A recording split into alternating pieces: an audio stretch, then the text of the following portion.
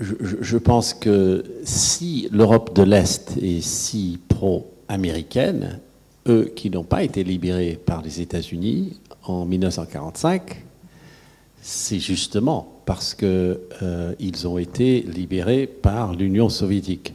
Donc eux n'ont pas subi le consumérisme et le lavage de cerveau, ils ont peut-être juste subi le jazz. Si on se rappelle que Prague communiste était un des hauts lieux du jazz revival de la Nouvelle-Orléans. Il y avait des bizarreries comme ça, mais rien d'autre. Et donc l'Europe de l'Ouest, à l'époque, les États-Unis, pardon de faire un peu d'histoire, mais avec le débarquement américain, ils ont découvert qu'ils étaient la grosse puissance. Mais 20 ans avant, ils ne le savaient pas. Et donc, dans la Première Guerre mondiale, ils sont venus chez des égaux. Et dans la Deuxième, ils sont venus dans des pays fracassés. Et voilà, leur expansion s'est faite de cette façon-là. Et ça a plu. Donc, c'est vrai qu'il y a une séduction.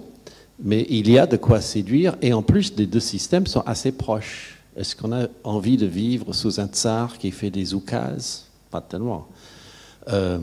Les Américains en Europe ont soutenu surtout des démocraties.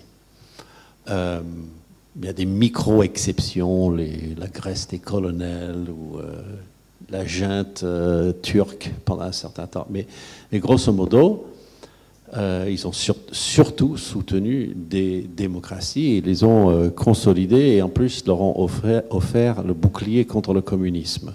Le communisme, c'était le grand méchant loup, hein, ce n'était pas du tout le Coca-Cola. Donc, voilà, moi, je pense que cette domination, oui, économique, je ne dis rien. Et puis, n'oubliez pas qu'une partie de l'Amérique s'européanise. Donc, quand nous, on mange vous allez chez le McDo, dans la vallée de l'Hudson, ils mangent du cassoulet.